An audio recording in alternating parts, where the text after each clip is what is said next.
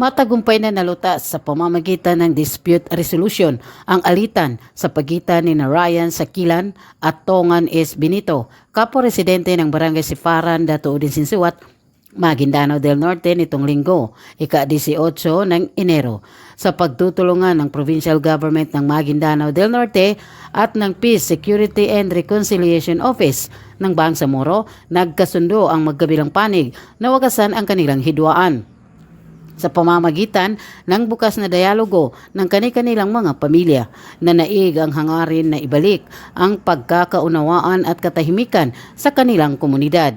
Binigyan din ng mga kinauukulang ahensya na ang ganitong mga hakbang ay mahalaga sa pagpapanatili ng kapayapaan at pagkakaisa na nagsisilbing pundasyon para sa mas ligtas at maunlad na rehiyon ng Bangsamoro.